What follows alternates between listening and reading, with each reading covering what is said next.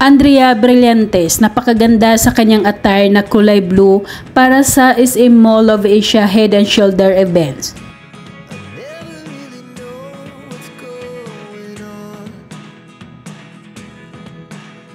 Napapalibutan ng mga tao at mga security guard ang naturang event habang nagsasalita ang host at kasama si Andrea Brillantes. Alright, come on! Gusto ko meron din sumama sa akin. Ay, yes! May gusto siya. Sino kaya?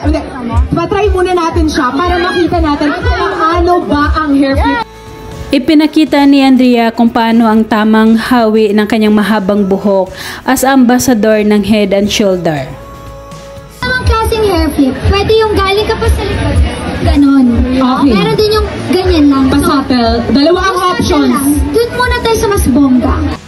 Hiyawan naman ang mga tao sa paligid pagkatapos gawin ni Andrea ang paghawi sa kanyang buhok sabay pose.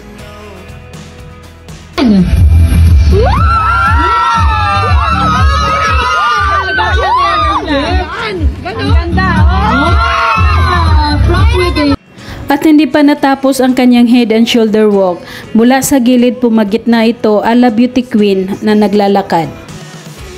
Okay, 1, 2, 3. Grabe naman talaga ang confidence na nagagaling from within hanggang pala. Pagkatapos ng event, nakatanggap ng flower bouquet si Andrea mula sa kanyang mga fans at nagpapapicture ito sa kanya. Okay, let's go po. Ayan. Narito naman ang mga behind the scenes sa Head and Shoulder commercial ni Andrea at panoorin natin. Shoulders cool man to. Miski long or short hair, ibang klase talaga ang ginhawa pag ito ang ginagamit ko.